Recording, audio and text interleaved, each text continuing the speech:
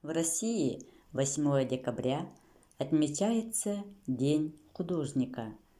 Праздник был учрежден в 2007 году Международной ассоциацией искусства народов мира. В связи с этим я хочу познакомить вас с удивительной картиной Егора Покровского «Крестьянские дети зимой в избе», написанной в 1884 году.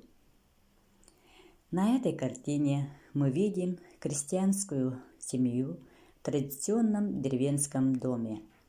Двое детей сидят на полу, один лежит на палатях, одного малыша держит отец, а еще двое почему сидят в печке. Давайте попробуем разобраться, почему же детей посадили в печь. Картину написал русский педиатр и крупнейший исследователь детского физического воспитания Егор Покровский. Она является иллюстрацией к книге «Физическое воспитание детей у разных народов, преимущественно России», написанной Покровским в 1884 году.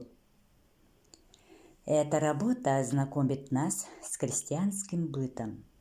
Здесь хорошо видно, что дети постарше спали на палатях, а малышей укачивали в самодельных люльках, подвешенных на веревках.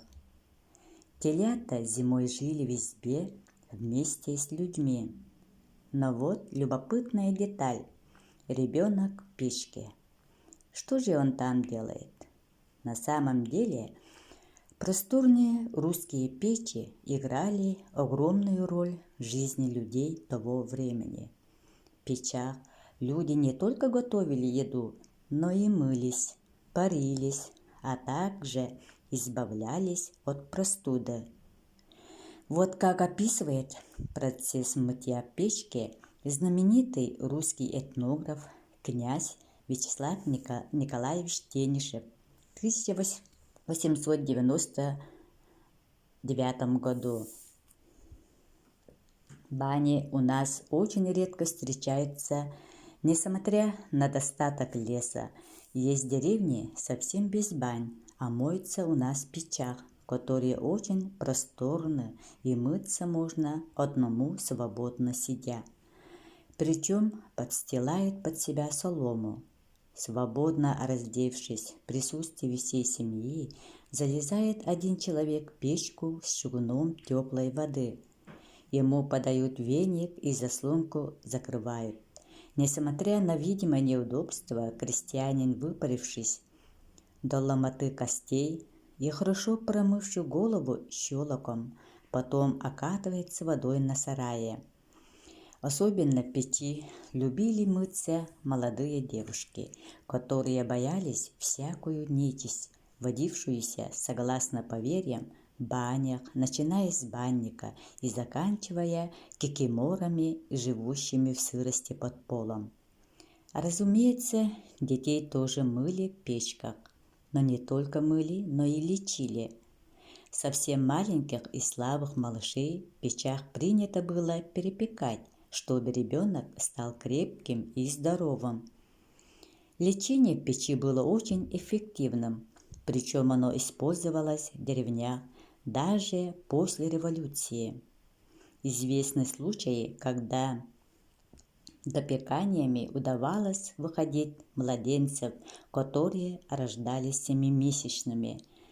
На картине Покровского мы видим как раз процесс мытья малыша, которого держит мама или старшая сестра. Его уже вынимают из печи и готовятся мыть другого, который сидит на полу. Картина Покровского очень интересна мелкими деталями, которые могут многое рассказать о быте того времени. Например, раньше во всех избах были палаты, которые, по сути, представляли собой своего рода антресоли. Палаты шли от боковой стенки печи до противоположной стороны избы. На них обычно играли и спали дети. Летом Там сушили лен, лук, пеньку, лучину. Также интересным моментом является теленок в избе. Раньше молодых телят, ягнят и даже цыплят держали в сильные морозы в избе вместе с людьми. Рисковать жизнью полезного животного никто не хотел, поэтому приходилось терпеть такое соседство.